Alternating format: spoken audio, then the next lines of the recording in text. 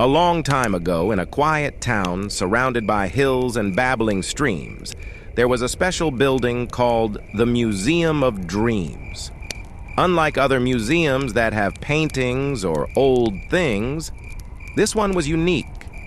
It didn't show paintings or sculptures. Instead, it held something precious: dreams.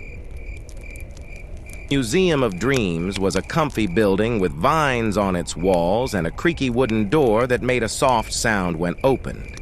Inside, you could hear dreams from different times and places, like they were floating in the air like butterflies.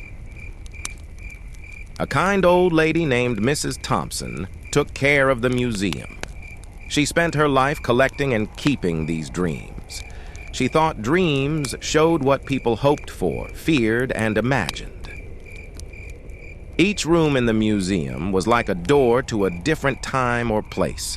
One room had dreams from really old times, where kings and queens dreamed big dreams. Another room took you to medieval times, where knights dreamed about being heroes. One of the best rooms was for kids' dreams. There you could see what little minds dream about, like unicorns, talking animals, and magical lands. During the day, all kinds of people would visit the Museum of Dreams. They looked at dreams from poets, explorers, and regular people who lived a long time ago. The museum was a place where the past and the present met, and where people's dreams made a big, shared story. One day, a girl named Lily came with her grandma. Lily was excited and curious, exploring the rooms with wonder.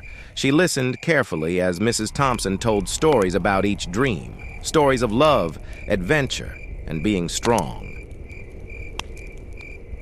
In the room for future dreams, Lily closed her eyes and imagined a world where people flew in the sky with wings made of light. Mrs. Thompson smiled, seeing the creative spark in Lily's eyes. When Lily and her grandma left, the sun set, and the museum stood quietly. It held the stories of many dreams, where the magic of imagination went beyond time.